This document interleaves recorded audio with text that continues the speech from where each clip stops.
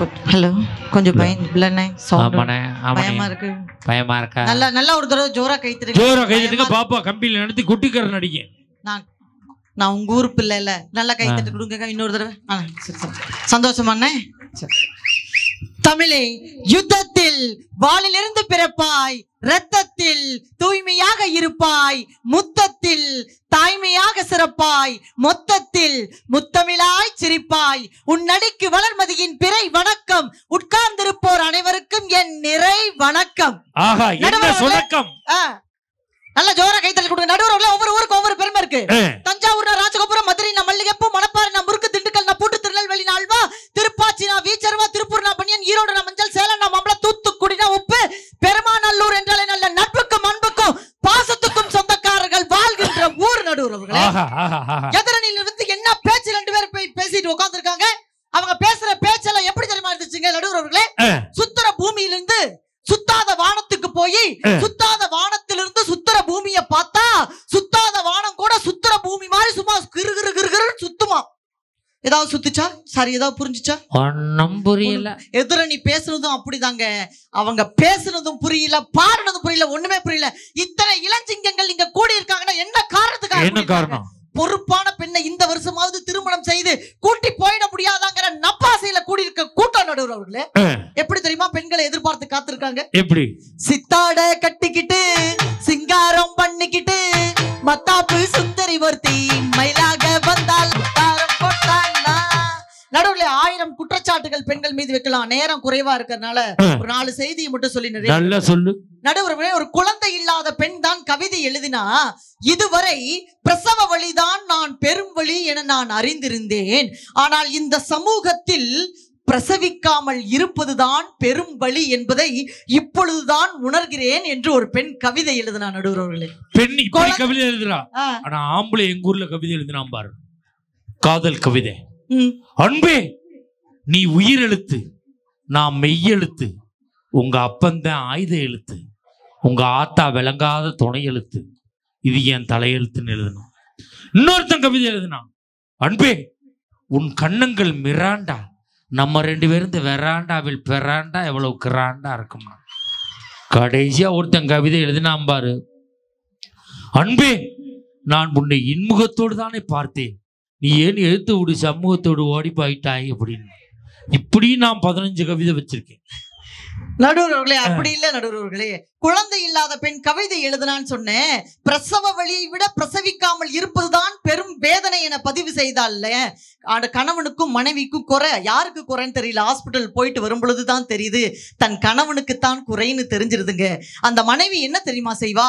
தன் கணவனை ஆண்மையற்றவன் என்று ஒருபோதும் இந்த ஊர் தூற்றிவிடக் கூடாது என்பதற்காக எந்த பெண்ணும் ஏற்றுக்கொள்ளாத மலடி என்கின்ற பட்டத்தை கூட தன் கணவனுக்காக காலம் முழுவதும் ஏற்றுக்கொண்டு செத்து போகிறாள் ஒரு பெண் என்று சொன்னால், கணவனின் மானத்துக்கு ஒரு இழுக்கு ஏற்பட்டு விடக் கூடாது என்பதற்காக தன் மீது பழியை போட்டுக்கொண்டு வாழ்கிறாள் என்று சொன்னால், அந்த பொறுப்பான பெண்களால் தான் நடுவர்களே வாழ்க்கையில் மகிழ்ச்சி இருக்கிறது.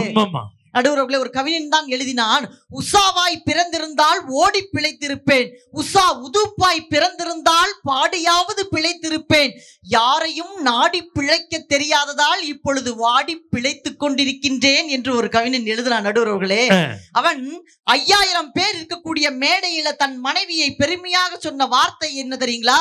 கண்ணகி சிலம்பை கலட்டினால் சிலப்பதிகாரம் பிறந்தது, என் மனைவி வளையலை கலட்டினால் என்னுடைய கண்ணீர் பூக்கள் என்கின்ற புத்தகம் பிரசவமானது என்று கவிஞர் மு. மேத்தா அவர்கள் என் மனைவியால் என்னுடைய புத்தகம் பிரசவித்தது என்று விழா மேடையில் பாராட்டினாள் என்று சொன்னால், மனைவி உயிரோடு இருக்கும் பொழுது மனைவியின் அருமை தெரியாது, புரியாது, சொன்னாலும் ஏற்றுக்கொள்ள மாட்டார்கள் ஆண்கள். ஆனா மனைவியை இழந்த கணவனிடம் சென்று கேட்டு பாருங்கள், அவர்கள் கண்களிலிருந்து வருகின்ற கண்ணீர் 1000 கதைகளை சொல்லி சொல்லி அழும் என்று சொன்னால், மனைவியின் மாண்பை இருக்கும் போதே கொண்டாடினால் வாழ்க்கை மகிழ்ச்சி அடையும் என்பதுதாங்க நிதர்சனமான உண்மை. ஒரு உண்மையா நடந்த சம்பவத்தோடு நான் நிறைவு செய்கிறேன். கணவனும் மனைவியும் சொல்லுங்க. கணவனும் மனைவியும் வண்டியில போயிட்டு இருக்காங்க. வண்டியில போயிட்டு இருக்கும்போது எதிர்த்தாப்புல ஒரு லாரி வந்து மனைவியும் கணவனும் அடிபட்டு கீழே கிடக்குறாங்க. ஹாஸ்பிட்டலுக்கு கொண்டு போய் போட்டாங்க. மருத்துவர்கள் அந்த ஆணை பரிசோதித்து விட்டு சொன்னாங்க, உன் கணவனுக்கு இடுப்புக்கு கீழே செயலிழந்து போயிடுச்சுமா. காலம் முழுக்க உன் கணவன் படுத்த படுக்கையாக மட்டும்தான் இருப்பான்னு மருத்துவர்கள் எல்லாம் கையை விரிச்சிட்டாங்க.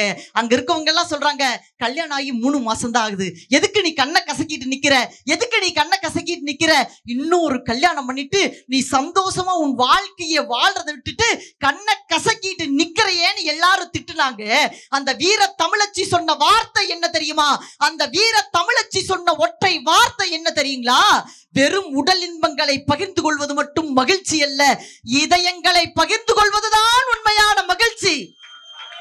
காலம் முழுக்க என் கணவன் காலடியில் விழுந்து சேவகம் செய்து சாவேனே தவிர இன்னொரு ஆம்பளைய மனசால கூட நான் நினைச்சு பார்க்க மாட்டேன் என்று ஒரு வீர தமிழச்சி பதிவு செய்தாள் என்று சொன்னால், அப்படிப்பட்ட பொறுப்பான பெண்களால் தான் ஒவ்வொரு ஆணும் தலை நிமிர்ந்து வெற்றி நடை போட்டு வீறு நடை போட்டு நடக்கின்றான் என்று சொன்னால், பெண்களின் பொறுப்பால் தானங்க ஒவ்வொரு குடும்பமும் ஒவ்வொரு மனிதனும் ஒவ்வொரு கணவனும் தலை நிமிர்ந்து வாழ்கிறான் என்று சொன்னால், அந்த பெண்ணை கேவலப்படுத்தலாமா? நான் கேட்கிறேன்.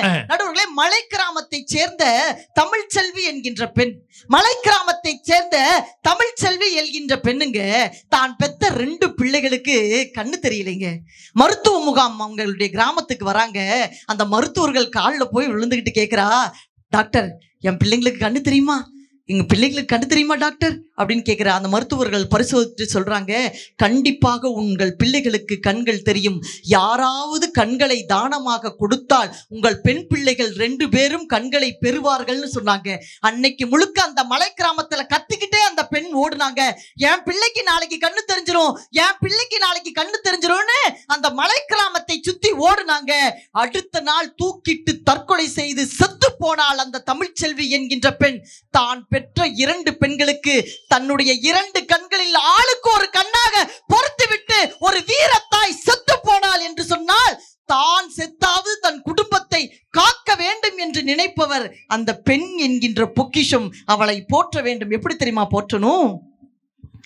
வேர் இல்லாத மரம் போல் என்னை நீ பூமியில் நட்டாயே, ஊர் கண் எந்தன் மேலே பட்டால் உன் உயிர் நோக துடித்தாயே, உலகத்தின் பந்தங்கள் எல்லாம் நீ சொல்லி தந்தாயே, பிறப்புக்கும் இறப்புக்கும் இடையில் வழி நடத்தி சென்றாயே, உனக்கே ஓர் தொட்டில் கட்டி நானே தாயாய் மாறிட வேண்டும். அரறிறாரோ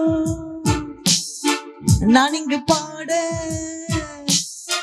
தாயை நீ கண்ணுறங்கு என்னோட மடி சாய்ந்து என்று சொல்லி, தடம் பார்த்து நடப்பவன் மனிதன், தடம் பார்த்து நடப்பவன் மனிதன், தடம் பதித்து நடப்பவன் மாமனிதன். ஒரு மனிதனை தடம் பதித்து நடக்கின்ற மாமனிதனாக மாற்றுகின்ற வல்லமை ஆண்களை விடவும் ஒரு படி மேலே பெண்களால் இருக்கின்ற காரணத்தினால் குடும்பத்தின் மகிழ்ச்சிக்கும் பெருமைக்கும் காரணமாக இருப்பது உழைக்கும் ஆண்களை விட பொறுப்பான பெண்களே என்று சொல்லி நல்ல வாய்ப்புக்கு நன்றி கூறி விடைபெறுகிறேன். நன்றி. அருமையான ஸ்பீக்கிங். உட்காருங்க.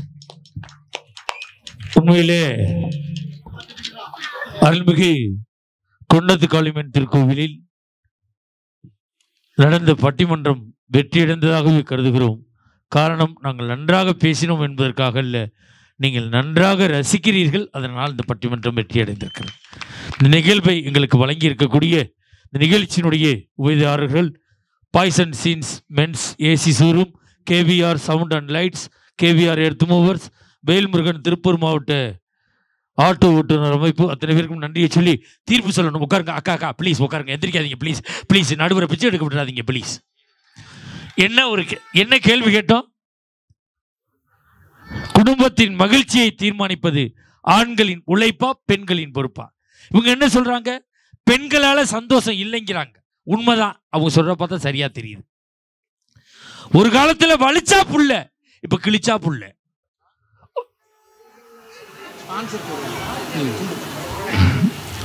இந்த நிகழ்வை வழங்கியிருக்கக்கூடிய உபயதாரர்களுக்கு சிறப்பு செய்யப்படுகிறது. தீர்ப்புன்னு ஒன்று சொல்லணும். ஆனா இவ்வளவு பேர் உட்கார்ந்துருக்காங்கன்னா என்ன காரணம்? ஒரே காரணம் தான். இத்தனை பேர் மேடையில் உட்கார்ந்துருக்கோம்னா என்ன காரணம்? ஒரே காரணம் தான். அவங்க எல்லாம் காசை கொடுத்துட்டோமேனு உட்காந்துருக்காங்க, நம்ம வாங்கிட்டு போயிடணுமேனு உட்காந்துருக்கான். டீலிங் அப்படி தான் ஓடிக்கிட்டு இருக்கு. மற்ற ஊருக்கும் இந்த ஊருக்கும் ஒரே ஒரு வித்தியாசம்தான். மற்ற ஊர்லாம் பிடிக்கலைன்னா எந்திரிச்சு போயிடுவாங்க, இங்கே அங்கேயே படுத்துருக்குறாங்க. அப்பப்போ முழிச்சு பார்க்குறாங்க, இன்னும் இங்கே போகலடான்னு உப்புன்னு படுத்துக்கிறாங்க. இப்போ தீர்ப்புன்னு ஒன்று சொல்லணும். இப்பொழுது உபயதாரர்களுக்கு சிறப்பு செய்யப்படுகிறது.